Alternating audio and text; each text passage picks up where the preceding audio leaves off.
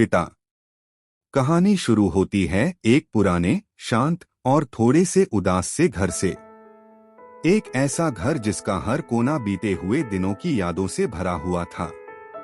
उस घर में रहते थे पिता, उनकी पत्नी और कभी कभी घर आने वाली उनकी बेटी। पिता एक बहुत ही सरल, शांत, कम बोलने वाले इंसान थे। वे उन लोगों में से थे जो अपनी भावनाएं जोर से नहीं कहते, बल्कि अपने कर्मों के भीतर छुपाकर जीते हैं। उनकी दुनिया बहुत छोटी थी।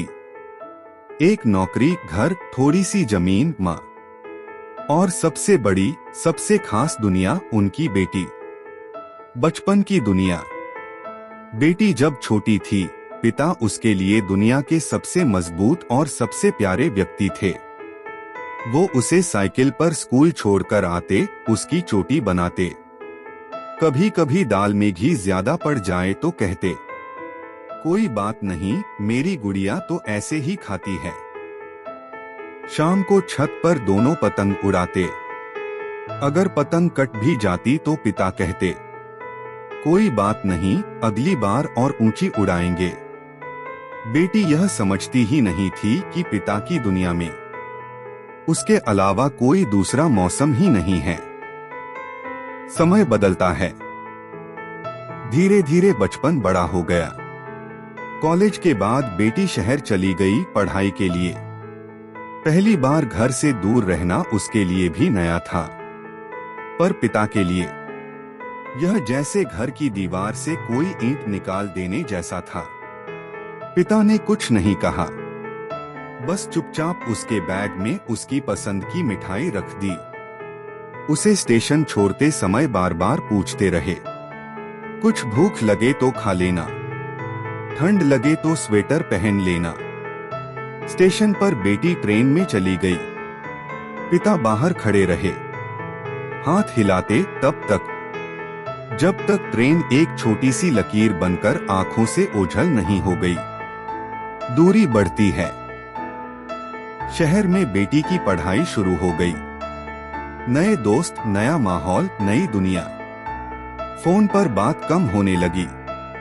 कभी कभी तो पिता पूरा दिन मोबाइल लेकर बैठते, बस यह देखने की शायद बेटी का कोई मैसेज आ जाए। माँ डांटती, तुम भी न हर वक्त फोन से चिपके रहते हो।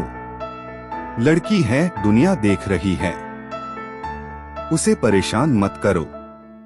पिता चुप हो जाते।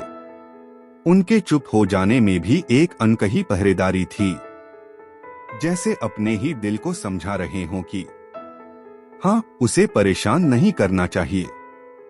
शहर में नौकरी। समय बीता, बेटी ने नौकरी शुरू कर दी। अब वह और व्यस्त हो गई। पिता हर दूसरे दिन सोचते, आज बात कर लूं, फिर खुद ही रुक जाते। कहीं ऑफिस में हो तो, कहीं मीटिंग में हो तो।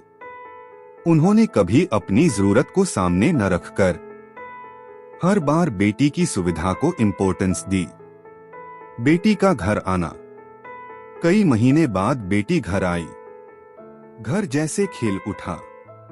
पिता सुबह से ही आंगन बुहारते रहे, उसके कमरे की चादर बदलते रहे, उसकी पसंद के पकवान बनवाते रहे। बेटी आई भी, पर सिर्फ 2 दिन के लिए। वह ज्यादातर फोन पर ही व्यस्त रहती। कभी काम, कभी दोस्त, कभी प्लान। रात में खाना खाते समय पिता ने हिम्मत करके पूछा, और वहां अकेलापन तो नहीं लगता? बेटी हंस पड़ी, अरे पापा, वहां तो टाइम ही नहीं मिलता अकेलापन महसूस करने का। पिता मुस्कुरा दिए, पर अंदर कहीं एक धड़कन धीमी हो गई।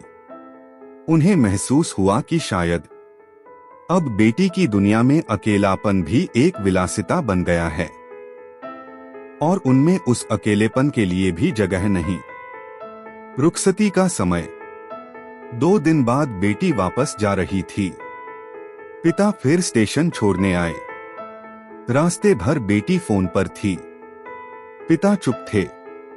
उनके मन में कई बातें थीं, पर कोई शब्द नहीं बन पाए। ट्रेन आई।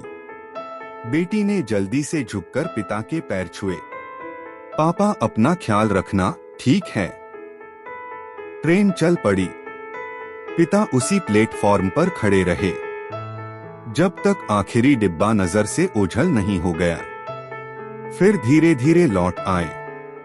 बीमारी और बेटी का लौटना। कुछ महीनों बाद पिता अचानक बीमार पड़ गए। डॉक्टर ने कहा, उम्र हो गई है और मन भी अकेला है। बेटी यह खबर सुनकर तुरंत घर आई। पिता उसे देखते ही हल्की सी मुस्कान में कह उठे, आ गई, मुझे पता था तू आएगी। यह वाक्य, यह मुस्कान जैसे एक पूरे जीवन की उम्मीदों को समेटे हुए थे। बेटी पिता के पास बैठकर उनकी ठंडी उंगलियों को पकड़ती रही।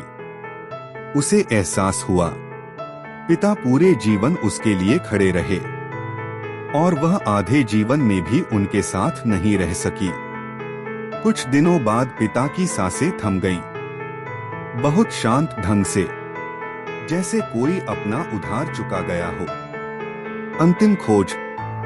बेटी उनके कमरे में बैठी थी। बिस्तर के पास ही पिता की पुरानी डायरी रखी मिली। उसने डायरी खोली। पन्ने पुराने थे, पर उनमें छुपा प्यार बिल्कुल नया था। एक पन्ने पर सिर्फ एक ही लाइन लिखी थी, मेरी बेटी मेरी सबसे बड़ी खुशी है, पर मेरी सबसे बड़ी दूरी भी।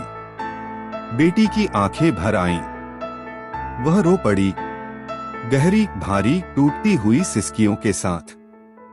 अब उसे समझ आया, पिता पूरे जीवन उसे बिना शर्त प्यार करते रहे और हर दूरी, हर चुप्पी, हर इंतजार मुस्कुराकर सहते रहे।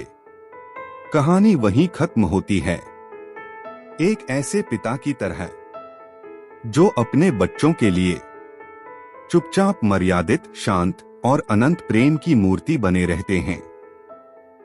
बिना शिकायत, बिना गुस्सा, बस प्रेम, सिर्फ प्रेम। Presented by moral stories.